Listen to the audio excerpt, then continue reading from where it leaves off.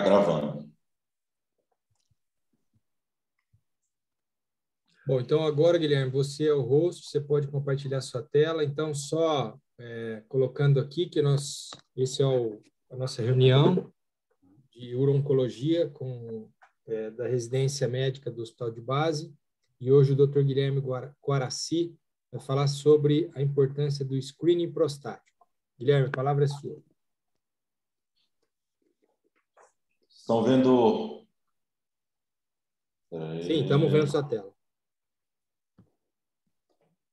Perfeito. Pronto. Vocês estão vendo o modo do apresentador ou está vendo só a apresentação? Só a apresentação. Tá. Só o slide. Screening, câncer de próstata. Não, tá no apresentador. Para ver o modo do apresentador. Tá, então deixa eu tirar daqui, porque eu não vou ensinar vocês como é que faz, não. Ensinar os pulos do gato, não. Espera aí. Agora está a apresentação. Tá. Então, posso começar, então? Pode meter bala. Só tirar aqui a cara de vocês, que eu não quero ficar olhando a cara de ninguém. Bom, é o seguinte, nós vamos falar hoje sobre screening de câncer de próstata. Então, eu acho que é a primeira aula de câncer de próstata corrija se estou errado, João, acho que é a primeira aula de câncer de próstata desse novo ciclo, né? Não, nós temos discutido, né? Nós discutimos, semana passada eu falei sobre diagnóstico, lembra? Biópsia. Mas foi artigo, não? Não, mas eu preparei 4 artigos, mas foi uma apresentação. Certo. Então, assim, uma apresentação sobre screening de câncer de próstata, né? Tudo começa no começo, tudo começa no screening, né? A gente já conhece um pouco do diagnóstico do câncer de próstata, mas como fazer o diagnóstico precoce, como fazer o screening, né? Então, a agenda de hoje, eu vou falar um pouco sobre os guidelines, o que é que os guidelines falam, vou falar um pouquinho sobre a controvérsia do PSA, do exame do PSA, mostrar alguns estudos, principais estudos que fizeram avaliação de screening seriado de pacientes, o conceito do PSA baseline e concluir, e no final aguardo a posição de vocês também sobre o assunto, tá? Então, vamos começar falando dos guidelines. O que é que os guidelines falam sobre screening? Eu trouxe o NCCN, que é o National Comprehensive Cancer Network dos Estados Unidos. Essa última versão, vocês podem ver, a versão marcada como janeiro de 2022. Ela é feita, se eu não me engano, são três ajustes por ano, ela é quadrimestral, tá? E aqui na parte de avaliação de risco, avaliação de base, a primeira coisa é separar pacientes pela idade. Então, ele separa os pacientes acima de 75 anos que, teoricamente, não deveriam fazer mais screening, e os pacientes com menor idade que isso, eles indicam fazer a avaliação no intervalo, né? Vocês conseguem ver a minha setinha? Sim. Então, repetindo, no intervalo a cada 2 ou 4 anos, quando tem um PSA menor do que um ITOC normal, quando o PSA está entre 1 e 3, repetir a cada 1 ou 2 anos, e quando o PSA é maior do que 3 ou com toque suspeito, esses pacientes, teoricamente, teriam até indicação de fazer biópsia e avaliar. Naqueles homens, os negros, e nos homens com alguma mutação ou história familiar positiva, essa avaliação tem que ser mais de perto, né? Então, isso é o que diz o NCCN.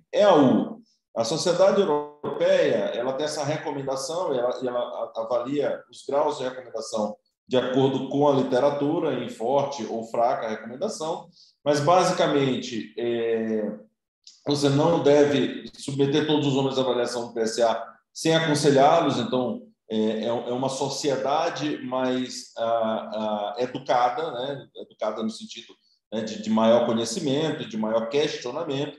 Então, é importante o aconselhamento dos pacientes e discutir com o paciente individualmente a avaliação de risco deles, né? Os pacientes que têm uma expectativa de vida menor do que 10 ou 15 anos, não deveria ser feito esse screening, né? E os critérios que eles colocam: homens acima de 50 anos ou acima de 45 anos, quando tem história familiar, ou negros, ou com história de mutação, né, diagnóstico de mutação do BRCA, são os pacientes de maior risco, e você deveria começar mais cedo, tá? Eles já começam a falar, nesse último guideline, já está intervalos a cada 2 anos para aqueles pacientes sob risco. Homens com PSA acima de 41 anos, de 1 aos 40 anos, e acima de 2 aos 60 anos. Se não está nesse risco, aos 40 com PSA maior do que 1 e aos 60 com PSA maior do que 2, você poderia fazer a próxima avaliação 8 anos depois, né? Você começa a ver que no guideline europeu já existe uma tendência a que esse screening não seja tão precoce ou tão frequente, né? E aqui, nosso Brasilzão, né? Sempre atrasado, a gente ainda continua, pelas recomendações do SPO, falando que todo homem tem que ir no urologista uma vez por ano fazer o seu screening, se tem fator de risco a partir dos 45, se não tem fator de risco a partir dos 50. Então, essa ideia, que é uma ideia mais antiga, ela está ultrapassada há pelo menos 10 anos, tá? A gente ainda continua falando sobre isso, a SBU já discute muito mudar um pouco o screening, mas a gente fica um pouco ainda limitado pelo tipo de nossa população, entendeu? A gente tem incidências altas de câncer de pênis por falta de higiene e conhecimento. Então, às vezes você diminuindo esse intervalo ou aumentando a idade para começar a fazer a avaliação, talvez você perca muito paciente com doença avançada numa idade precoce, né? É mais difícil você falar um pouco nisso uma população que não tem tanto acesso à saúde. Mas a gente já discute isso, pelo menos a questão da idade, né? Até os 70 anos, homens acima de 70 anos, a gente já começa a discutir muito a necessidade de manter o screening, tá? E outra coisa que eu gosto de frisar é a questão do screening anual com o urologista. Lá fora, não é o urologista que faz screening, quem faz é o general practice, é o médico de família. E isso também a gente tem discutido dentro da SBU, dentro da sociedade, de que esse screening seja feito pelo médico, né, da medicina da família, do médico clínico, e o paciente ser encaminhado ao urologista quando tem uma suspeita ou quando tem um diagnóstico, né? Mas, inclusive, no serviço privado, a gente acaba fazendo muito porque é o tipo da remuneração médica do urologista. Isso é importante a gente falar, que hoje muito urologista recebe por essas consultas, então é difícil você parar de fazer screening para que o paciente seja encaminhado direto para o urologista já com diagnóstico, porque muitos também vão ter essa questão, né, de trabalho e remuneração afetada. O segundo tópico é essa controvérsia do PSA. Ali no início de 2010, 2012, começou a controvérsia relacionada ao statement da US Preventive Task Force dos Estados Unidos, que é uma associação de médicos de família, que são eles que fazem o screening, e começando a discutir a necessidade ou o uso do screening populacional. Isso poderia trazer mais risco do que benefício para os pacientes.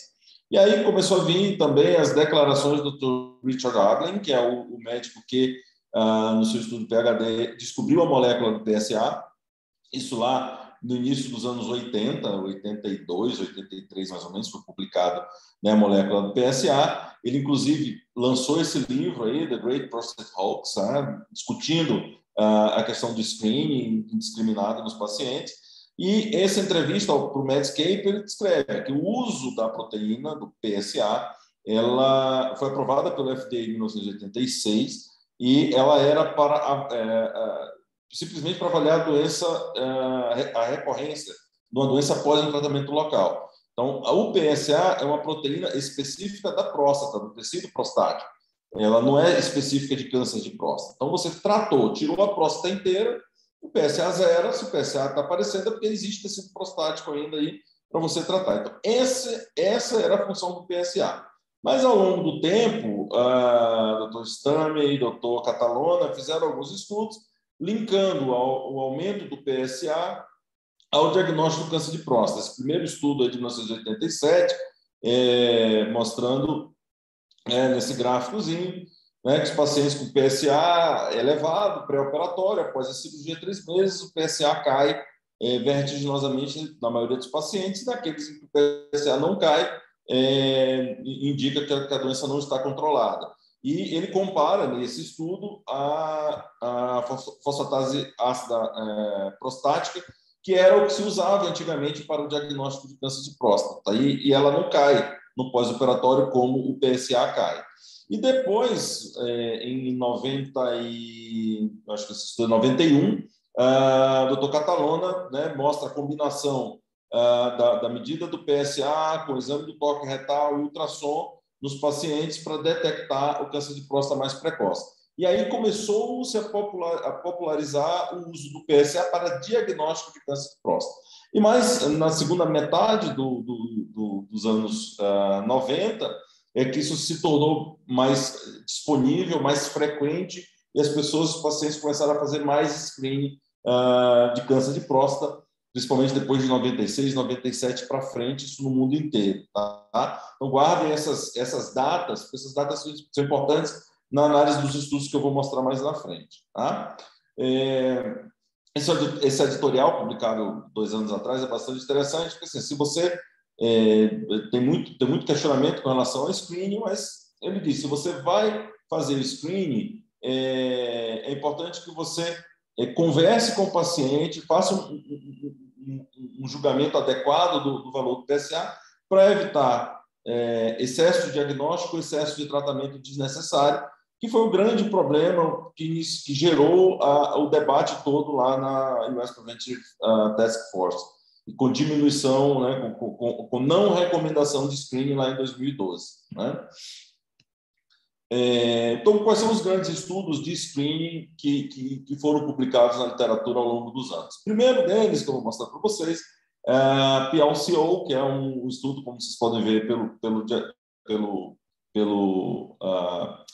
manchete, né, do nome do artigo, é um estudo de screening randomizado em câncer de próstata, pulmão, colo retal e ovário, né? E essa primeira publicação deles aí foi uma publicação depois de 13 anos de follow-up médio. Então, como é que foi feito esse screening? Eles pegaram mais 76 mil homens em 10 centros dos Estados Unidos e fizeram PSA a partir de 1993 até 2001.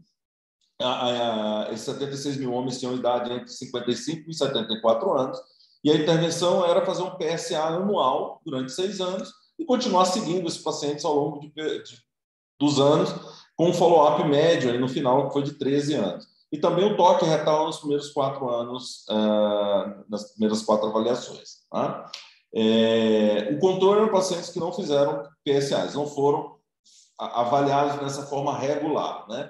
Mas volto a lembrar que aí era 1993, então já estava começando a estar disponível o PSA, já estava aprovado pelo FDA, e nessa segunda metade aí muitos pacientes acabaram fazendo o PSA, então isso acaba contaminando essas amostras e o estudo, no fim das contas, foi negativo, não mostrou diferença tanto na incidência quanto na mortalidade por câncer de próstata nos pacientes que fizeram o PSA regular, comparando com o controle. Né?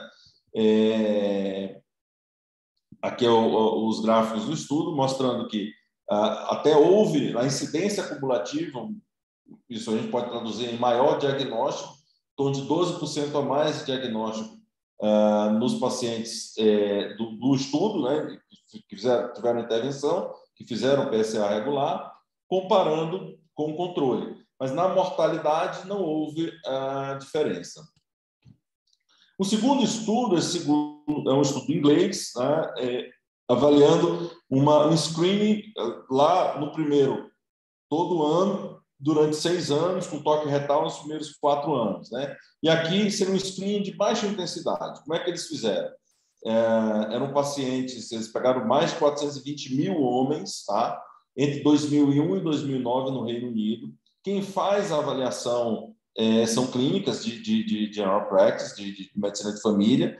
Então, eles randomizaram clínicas de medicina de família, 900 e tantas clínicas, né? Cada clínica dessa é responsável por milhares de pacientes dentro daquele universo de área de abrangência, universo populacional, e algumas clínicas foram randomizadas para intervenção e outras para controle. O grupo de intervenção, o que é que eles faziam? Eles convidaram todos os pacientes a fazer um PSA. Se esse PSA era maior do que 3, o paciente tinha um suspeito de câncer de próstata, fazer biópsia, e aí esse paciente era incluído no PROTECT Trial, que foi um trial que avaliou, comparou o resultado de vigilância ativa, cirurgia e radioterapia no tratamento de câncer de próstata. Tá? Então, esse foi o grupo de intervenção. O grupo controle são as outras clínicas que foram randomizadas e que não convidou o paciente a fazer esse PSA. Os pacientes foram só acompanhados e os dados desses pacientes estão no NHS inglês. Então, eles puderam avaliar se algum desses pacientes teve câncer de próstata ou não, se morreu de câncer de próstata ou não, por dados do serviço, né, dos dados do serviço de saúde. Num follow-up de 10 anos, esse estudo também foi negativo. Né? Então, apesar do número robusto de pacientes, foi um exame também que não mostrou diferença. Você vê aqui que, da mesma forma, na detecção de câncer de próstata, houve uma maior detecção de câncer de próstata no grupo de intervenção, mas não houve mudança na mortalidade, apesar dos pacientes que foram diagnosticados, eles foram encaminhados para o PROTECT Trial, que foi que trouxe benefício para os pacientes, porque os pacientes foram incluídos no protocolo de estudo, no acompanhamento em grandes centros, para cirurgia, para radioterapia, etc. Então, não houve essa intervenção mínima, né, intervenção mínima com um PSA, não trouxe também benefício para os pacientes. E o maior estudo, mais longo, inclusive, é o estudo europeu, o ERSPC, que é um estudo multicêntrico. Essa publicação foi com 16 anos, eles têm uma outra publicação anterior, se eu não me engano, com 13 anos de follow-up, mas essa publicação mais recente, de 2019, com, em média, 16 anos de follow-up. Então, é um estudo multicêntrico, né, europeu, Bélgica, Finlândia, Itália, Holanda, Espanha, Suécia, Suíça e França. Alguns países incluíram mais pacientes, outros países incluíram poucos pacientes. Por exemplo, Espanha foram só 2.000, mas os dados da Suécia, por exemplo, inclusive tem um outro estudo, que é o estudo da Universidade de Gotemburgo, que eu vou mostrar para vocês também, que incluiu bastante pacientes. Então, é um estudo multicêntrico. Ele se iniciou em 1993, então logo após a autorização do FDA, né, para o uso do PSA, incluiu 160 mil homens, mais de 160 mil homens, com idade entre 55 e 69 anos, e a intervenção era um PSA regular, né, a cada 2 ou 8 anos. Cada país desse fez o seu PSA, no caso, a Suécia, por exemplo, era a cada 2 anos, alguns países chegou a fazer de 8 em 8 anos, a depender do valor, do nível do PSA. Então, não era uma intervenção única, não era um screening de tempo único para todos. E o grupo controle era sem fazer o PSA, né?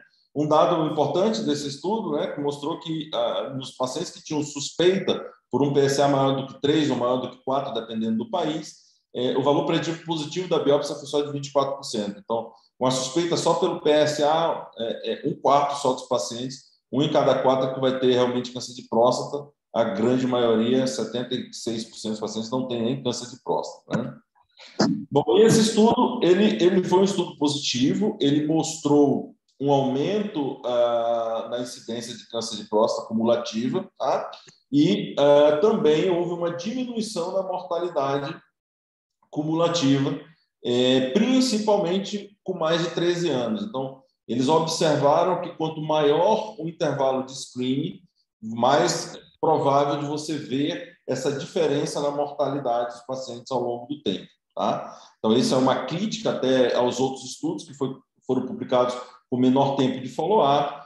Então, parece que o certo mesmo é você fazer um screening por mais tempo de 15 a 20 anos de follow-up para você identificar essas mudanças, esse aumento ou diminuição da mortalidade, por exemplo. Tá? Bom, e nesses estudos, né, volto a dizer lá a questão das datas, né, 93, aqui de 2001 a 2009, e no PLCO de 93 a 2001, o PSA já estava disponível nas clínicas, então era muito comum os homens fazerem o PSA. Então, isso acaba contaminando o estudo. No PLCO, por exemplo, metade dos pacientes acabaram fazendo o PSA, quem estava no grupo controle. Então, se esse paciente fez o PSA, ele, de certa forma, ele também fez o screening, que a gente chama de screening oportunístico. Ele marcou uma consulta, conseguiu lá fazer o PSA dele, diagnosticou ou não o câncer de próstata. Nesse estudo, foi um estudo mais organizado, está incluso, os dados desses pacientes estão inclusos no estudo europeu, né, de screening, que é o estudo da Universidade de Gotemburgo. Então, eles fizeram uma avaliação entre um screening organizado e um screening oportunista, né, para ver se há uma diferença aí. Então, uma parte dos pacientes, né, da Suécia que foram incluídos, ao todo 20 mil homens, eles foram convidados, 10 mil, metade deles convidados a fazer um screening de 2 em 2 anos, regular, né, ao longo do tempo, e 10 mil homens não foram convidados para esse screening, eles ficaram à mercê de fazer aqui e acolá, quando quisesse fazer o PSA. Antes do estudo, somente 3% dos pacientes tinham feito o PSA. Então, isso acaba contaminando menos o estudo. E só 101 pacientes não aderiram. Então, é incrível que dos 10 mil convidados, 9.950 no grupo convidado e 9.949 no grupo não convidado fizeram avaliação e acompanhamento por um follow-up médio de 18 anos. Isso é bastante robusto, ver a qualidade, né, o compromisso, né, dos pacientes suecos, comparando, por exemplo, com um paciente brasileiro, né?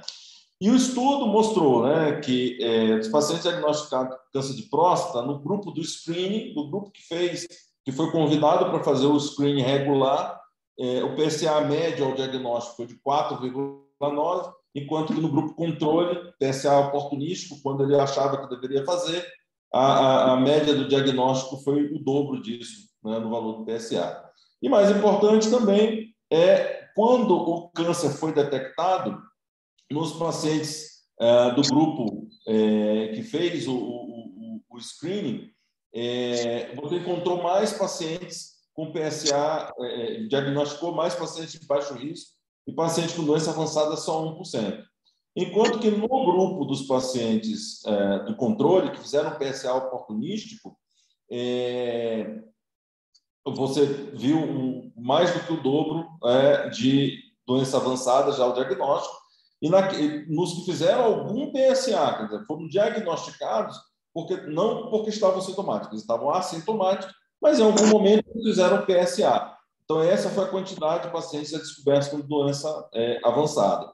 No caso dos pacientes que esperaram ficar sintomáticos, 18% já com doença avançada. Então, você vê que fazer um screening regular realmente diminuiu a mortalidade. E quanto mais tempo passa, então aqui você vê com 12 anos de follow-up médio, o número de pacientes necessários para convidar para fazer o screening para evitar uma morte por câncer de próstata foi de 461. E à medida que o tempo, né, foi passando, com 18 anos de follow-up, isso diminuiu para 139. E o número necessário para diagnosticar o câncer de próstata, que era de 36, com 12 anos, caiu para 13. Então, hoje, você diz que com follow-up médio de 18 anos, vai diminuindo a necessidade de incluir mais pacientes e de diagnosticar mais pacientes para fazer o diagnóstico do câncer de próstata clinicamente significativo. Tá? E aqui os resultados também, tanto do grupo screening quanto do grupo controle, em relação a uma curva, que é essa curva em verde, do que seria esperado de incidência cumulativa do câncer de próstata ao longo do tempo. Então, você vê que a diferença no grupo de screening, você diagnosticou muito mais paciente do que no grupo controle. E do ponto de vista de mortalidade cumulativa ao longo dos anos, também a linha em verde é o que seria esperado, e você comparando os grupos, o grupo controle não houve benefício, não diminuiu a mortalidade, enquanto que no grupo que fez o screening regular de 2 em 2 anos, houve uma redução de morte, relativa de morte, de 42% ao longo de 18 anos de screening. Então, mostrando, esse estudo foi positivo, concluindo que o screening organizado de 2 em 2 anos reduziu a mortalidade, mas teve, vocês viram lá, 60% de pacientes diagnosticados com doença de baixo risco. E aí tem o overdiagnosis, que você precisa compensar com um tratamento mais direcionado, vigilância ativa, e evitar os malefícios de um tratamento de câncer de próstata. E também outra conclusão é que 13 homens precisam ser diagnosticados com câncer de próstata para evitar uma morte nesse tipo de screening. O screening oportunístico, que é o grupo controle, teve mínimo efeito, se algum, sobre a mortalidade, mas teve também mais overdiagnóstico do que o screening organizado. Então, você faz também o diagnóstico no paciente, já que a quantidade de pacientes para evitar uma morte é menor, porque eles não foram convidados. Então, o efeito sobre o sobrediagnóstico é muito maior nesses pacientes, tá? Porque eles não têm uma curva de acompanhamento de PSA ao longo do tempo. Então, também, esse screening oportunístico, além de não diminuir, de não ter efeito sobre a mortalidade, ele traz um diagnóstico exacerbado, talvez um paciente com menor risco, e aí não precisaria, não deveria ser tratado. E aí, já chegando mais para o fim da aula, o conceito do PSA baseline, isso aqui são os detalhes importantes para a gente discutir. Esse grupo do Andrew Vickers e a doutora Carlston, do MD Anderson, do Memorial, eles também avaliaram estratégia de PSA nos pacientes e determinando qual PSA em que, ao longo do tempo, PSA de base, que ao longo do tempo vai estar associado ao maior risco de câncer de próstata. Esse estudo é bastante interessante, porque ele também é um estudo lá dos países nórdicos, esses MAL Project, que acompanhou pacientes que fizeram uma coleta de exame de sangue, aqui está errado, 1974 a 1984, eram homens entre 27 e 52 anos, que coletaram uma amostra de sangue nessa faixa de tempo, né, de 74 a 84, e esse sangue ficou lá guardado para um dia fazer algum estudo, algum exame desses pacientes.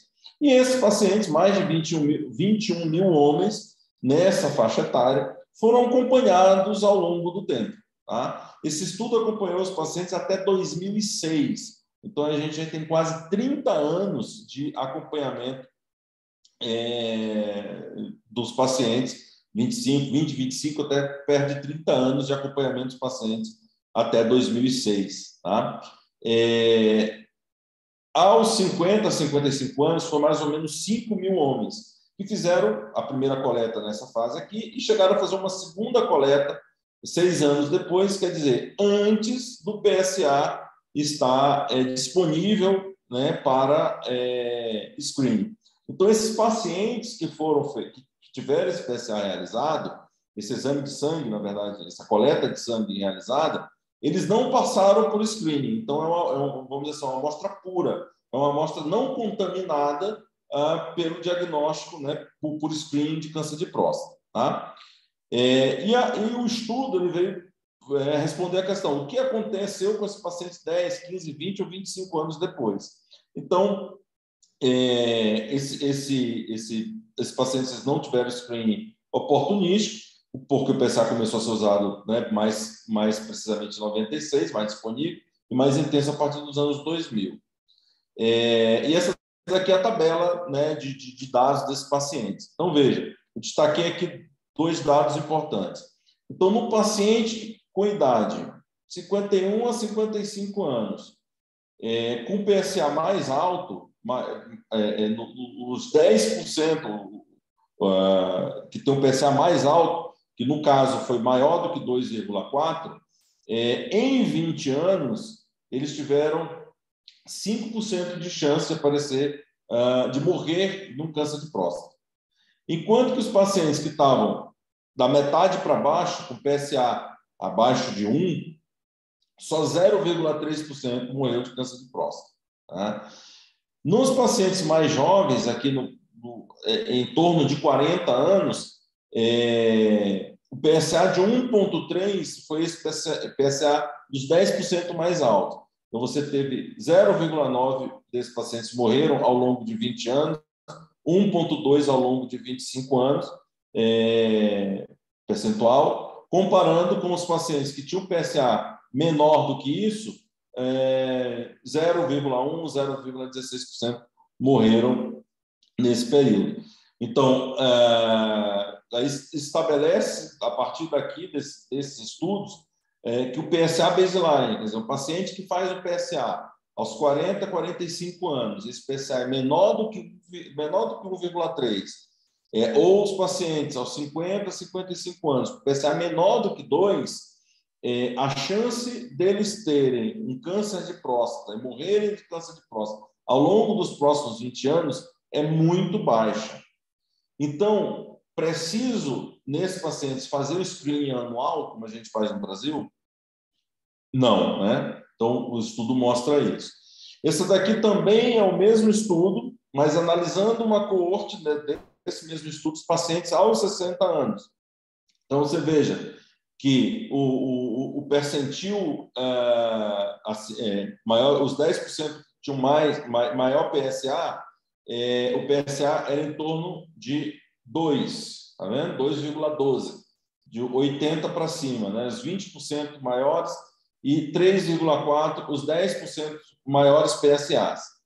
Então, nos pacientes que tinham 60 anos, na época da coleta, e que tinham um PSA maior ou igual a 2, tiveram 13 vezes mais chance de diagnosticar câncer de próstata, 17 vezes mais chance de ter metástase por câncer de próstata e 26 vezes maior chance deles morrerem de câncer de próstata. Então, você estabelece aqui um PSA aos 60 anos de idade, se esse paciente tem um PSA maior do que 2, ele vai ter uma chance maior de morrer de câncer de próstata nos próximos 25 anos. Que aqui, no caso, essas tabelas são para 25 anos de acompanhamento. Tá? E no paciente que aos 60 anos tem um PSA menor do que 1, a chance dele morrer do câncer de próstata é menos do que 1%.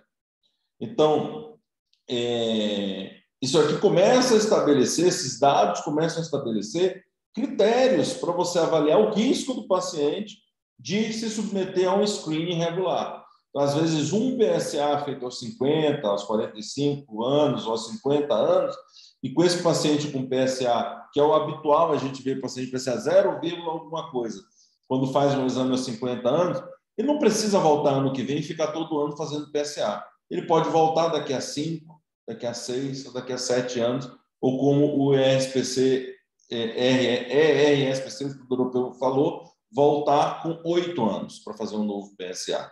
Tá? Que a chance desse paciente ter uma evolução com câncer de próstata agressivo nesse intervalo de tempo é muito baixo.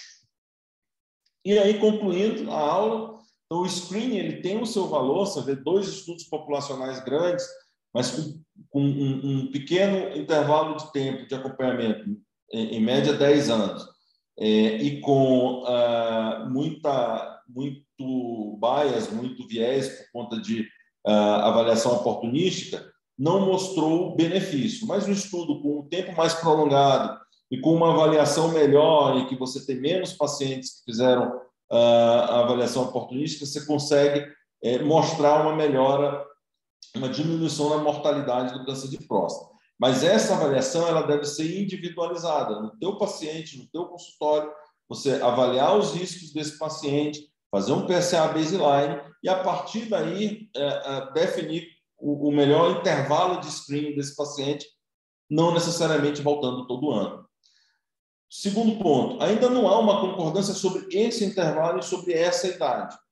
Mas o fator de risco, ele permanece, a indicação de screening mais precoce, naqueles pacientes com história familiar importante, paciente que fez uma avaliação genética e tem BRCA positivo também. Negro, existe muita discussão, porque os estudos mostram que o negro tem um câncer de próstata mais grave, que o negro tem um câncer de próstata mais precoce, mas há muita discussão sobre a qualidade desse dado por conta da questão social e não necessariamente a cor da pele ou a característica genética do negro em relação ao caucasiano, mas talvez o acesso à saúde, a qualidade do acesso à saúde é que pode estar interferindo aí nesse resultado de câncer mais grave ou câncer mais precoce. Segundo ponto, o valor do PSA aos 50 anos talvez seja um bom divisor de águas para quem não tem fator de risco. Então, o paciente ali entre 50 e 55 anos, que não tem fator de risco, mas que tem um PSA maior do que 1,3 ou, pior ainda, maior do que 2, esse paciente ele precisa ser visto de forma mais precoce, porque a chance dele evoluir, dele ter um câncer de próstata nos próximos 20 anos é grande. No paciente que tem um PSA menor do que 1 aos 50 anos, não precisa ficar fazendo essa avaliação com tanta frequência. Você pode estabelecer um intervalo maior para avaliação. Se for fazer screening e diagnosticar precocemente, favor considerar a vigilância ativa, para a gente minimizar o risco de um screening no paciente, de mutilar ou de alterar a qualidade de vida do paciente por conta de um tratamento desnecessário. Então, considerar sempre a vigilância ativa. E aí tem todos aqueles critérios. A próxima aula vai ser sobre vigilância ativa e a gente vai acabar discutindo melhor esses outros critérios de vigilância ativa. E o que não está nesses estudos, porque vocês veem que são estudos iniciados lá na década de 90, para acompanhar por 18 anos, a ressonância multiparamétrica da próstata, que é uma coisa que tomou fôlego, tomou força de 2015, 2016 para cá. Talvez seja um divisor de águas também para minimizar esse sobrediagnóstico, né? Então, no paciente que tem um PSA elevado, hoje em dia, a gente tem uma tendência a indicar a ressonância multiparamétrica, avaliar também a densidade do PSA, então, volume prostático sobre o valor do PSA, para minimizar a indicação de biópsia desnecessária e um excesso de diagnóstico desnecessário. Tá? É isso que eu tinha para falar para vocês. Fico à disposição para a gente bater um papo, conversar um pouco mais sobre o que eu achei nessa revisão que eu fiz. Excelente apresentação, viu, Guilherme? Muito boa mesmo, cara. Excelente aula. Tem uma apresentação também. Eu acabei não conseguindo rever a apresentação. Eu queria trazer alguns dados que ele colocou. Agora, no congresso que a gente estava semana passada, o João assistiu também, do Marcos Sadi. Cara, o Marcos Sadi é um cara muito bom de estatística, é um cara que tem uma cabeça muito boa, e aí colocaram ele para falar contra screening de próstata, né? E ele trouxe muita coisa relacionada ao custo do screening de próstata com PSA, se a gente fosse fazer, se a gente conseguisse fazer como a SBU recomenda, né? Fazer em todo mundo, todo ano, o custo, só de fazer o PSA, é o custo do orçamento do Ministério da Saúde. Então, basicamente, foi mais ou menos isso que ele mostrou na aula. E é o total do orçamento que o Ministério da Saúde coloca para prevenção. Só para fazer PSA. Entendeu? Não prevenção, seria só para fazer o screening prostático. Só para fazer o screening prostático. Então, o que a gente recomenda como sociedade, né, como SBU, é contraproducente, entendeu? Depois assista essa aula, como estava inscrito, eu acho que essa aula vai ficar gravada depois se eu vou mandar o link para vocês assistirem, que foi muito interessante. E outra aula também muito interessante foi uma aula do Mac Roach, que é um radioterapeuta, ele dá muita aula nesse congresso de Uronco. ele é negro, e ele questionando essa questão do o negro tem mais chance de câncer de próstata ou não, né? E é muito interessante os pontos que ele coloca, a avaliação, comparação genética do negro com o branco, que quase não tem diferença, 0, não sei quantos por cento de diferença no genoma. Ele questiona muito essa questão da qualidade do cuidado com o negro, né? Nos Estados Unidos mesmo. Até ele mostra um estudo comparando dentro de um plano de saúde, brancos e negros dentro do mesmo plano de saúde, e mostrando a diferença. O negro tem mais câncer de próstata, não. Só que o negro é tratado de forma diferente, mesmo tendo o mesmo plano de saúde que o branco. Então, porque é a cor da pele ou é a questão social? Entendeu? Então, também genética ou é a questão social, né? Então, é uma questão muito boa essa aula. Muito interessante essa aula dele no Congresso. Alguma dúvida, alguma pergunta? O que vocês acharam? Doutor, eu tenho uma pergunta. Não é muito bem sobre o screening, mas quando a gente vai acompanhar um paciente com PSA pós-tratamento, a queda, eu já ouvi falar assim, que a queda abrupta dele pós-tratamento e uma queda um pouco mais prolongada, elas vão interferir na questão do prognóstico. Você observa uma melhora, você percebe que os pacientes vão evoluir de forma diferente. Talvez uma queda muito abrupta, muito rápida, não seja tão boa. Que paciente? Está falando do pós-tratamento. É outro assunto. Doença localizada, doença avançada. Doença avançada. Então, assim, você tem um paciente que chega metastático. Ele foi lá para setembro. Ele foi lá em setembro e te fez uma pergunta. Ele viu a aula lá de setembro. Exatamente. Estou fazendo a pergunta lá de setembro. Tem nada a ver com isso aqui, mas assim, um paciente que metastático, hormônio sensível, quer dizer, aquele paciente de novo se apresenta no diagnóstico já metastático e você faz um tratamento hormonal, né? Que é o primeiro tratamento do paciente, é um Zoladex ou uma orquiectomia. E há uma queda substancial, faz o PSA 2 meses depois da orquiectomia, o PSA 0, era 2.000 e vai a 0, isso é uma boa resposta hormonal. E assim, a única coisa que eu posso dizer é que continue insistindo no tratamento hormonal, porque esse paciente ele deve ter um prognóstico bom e deve responder muito bem com outras linhas hormonais ao longo do tempo.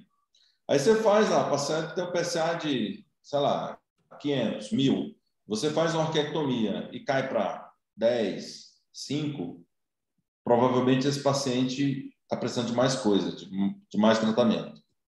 Mas vamos voltar para o tema da aula, que nós estamos discutindo screen. Pergunta aí, se vocês quiserem, sobre a aula. Eu queria perguntar um negócio. Não, velho, o cara, ele leu hoje lá à tarde, ele dormiu, agora ele acordou e está querendo perguntar essas coisas. Chefe, então, eu tinha uma pergunta sobre a questão do screening. Vocês estão ouvindo? Sim. Então, a gente tem, que nem o senhor falou, a recomendação do NCCN, do EIU e da SBU, que são bem divergentes. Na prática clínica, aqui no Brasil, fica assim, a gente segue a SBU, porque é a nossa sociedade que está recomendando, ou a gente segue o guideline europeu? Eticamente falando, né? E legalmente falando, é complicado, né? Você discute com o seu paciente e você avalia com o seu paciente individualmente qual a melhor estratégia para aquele paciente. Tá? Então, vamos lá. Suizão. O paciente vai fazer todo ano?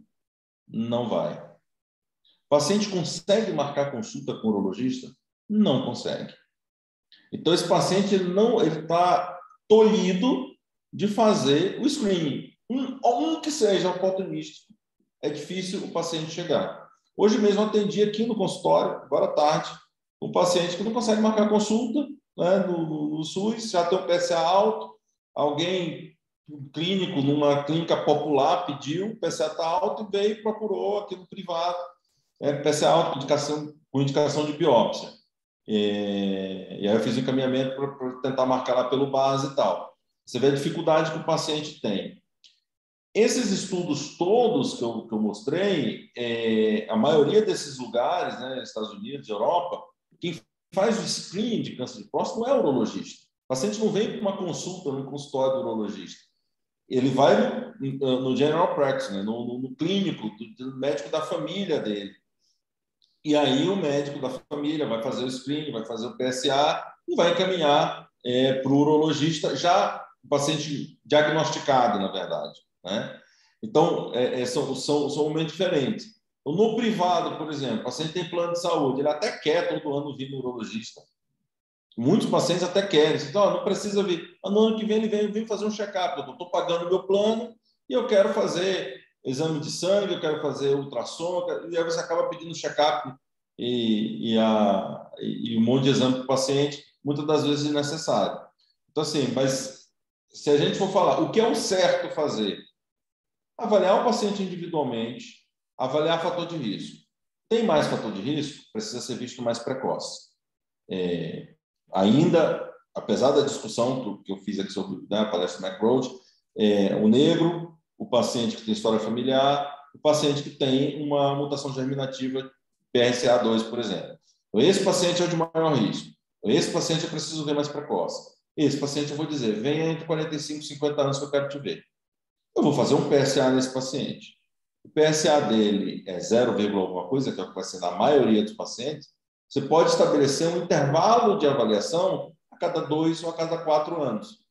Repete esse PSA e o PSA continua zerado, assintomático também do ponto de vista urológico, porque a gente tem que pensar também no HBP, né? Não é só câncer de próstata, tem HBP também, então a questão da ereção, que é uma coisa que a gente avalia, né, da parte sexual, HBP e câncer de próstata. Pensando só em câncer de próstata, o PSA é suficiente. Precisa fazer toque no paciente de 50 anos com PSA de 0, alguma coisa? Eu não faço. Eu converso com o paciente assintomático, PSA de 0, alguma coisa, 50 anos. Eu não vejo necessidade de fazer exame de toque nesse paciente. 60 anos, PSA mais alto. A gente sabe que em torno de 15 a 17% dos pacientes podem ter um câncer de próstata sem elevação do PSA. Isso pode acontecer. 15 a 17% o dado. Então, fazer um toque ao longo da vida para diagnosticar esse paciente, eu acho que é importante. Mas todo paciente, todo ano, toque PSA, como o SBU fala, está errado. Eu acho que isso eu não vou é aproveitar certo. o que o Guilherme está falando aí e a pergunta sua, César, para responder da seguinte forma. Olha só, screening ele pode ser em massa ou ele pode ser oportunístico, tá? Esse screening organizado em massa, poucos lugares do mundo fazem ou já fizeram. A Inglaterra é um exemplo. Bom, a maioria do screening prostático é oportunístico, ou seja, você não faz para a população toda, você faz para quem vai ativamente na consulta procurar isso. Ok. E aí vai. Sobre o Brasil, tem uma coisa muito importante. Não há nenhum estudo aos moldes daqueles que o Guilherme apresentou realizado no Brasil. Não há nenhum estudo brasileiro de acompanhamento de longo prazo que randomizou pacientes para fazerem screening ou não e mostrou resultado com 15 anos, por exemplo, com 10, 15 ou mais anos. Então, se você pegar o que aconteceu no mundo inteiro depois que o PSA começou a ser utilizado, foi assim. Os países desenvolvidos, por exemplo, Estados Unidos, aumentou muito o número de diagnóstico de câncer de próstata. Em compensação, a mortalidade diminuiu muito. E outros países também são assim. Inglaterra é assim, os países desenvolvidos em geral. E no Brasil, o que aconteceu? O número de diagnóstico aumentou muito e a mortalidade também aumentou. Por quê? Talvez porque a gente esteja descobrindo tumores que não eram descobertos antigamente, que sejam tumores avançados, não sei. Mas o fato é que a população brasileira ela não é igual à sueca, em termos que eu falo de genética. Ela não é igual à americana. E isso impacta muito no diagnóstico e na evolução desses pacientes. Então, quer dizer, em resumo, o que eu quero dizer? Não há um estudo brasileiro para se basear. Portanto, a gente precisa se basear em estudos internacionais. E o que eu acho que está bem claro, que o Guilherme falou de uma maneira bem enfática e muito boa, é que o screening tem que ser individualizado. Tá? É o que o Guilherme falou aí. O paciente tem 55 anos, PSA de 0,7. Ele precisa fazer todo ano? Não. Tá? O paciente tem 45 anos, PSA de 1,8. Opa, fica de olho nesse cara. Entendeu? Uma coisa que a gente utiliza muito, que o Guilherme tem certeza também usa, é essa velocidade do PSA. Sabe, o cara está acompanhando com você, tem 5 anos, saiu o PSA de 0,8, já está em 1,8. Entendeu? Quer dizer, vamos ficar de olho nesse paciente. Tá?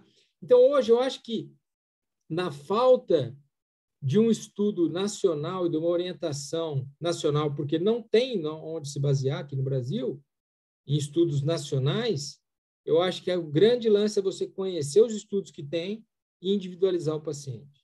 Isso que eu acho que é o mais correto. Beleza, valeu, chefe. Obrigadão.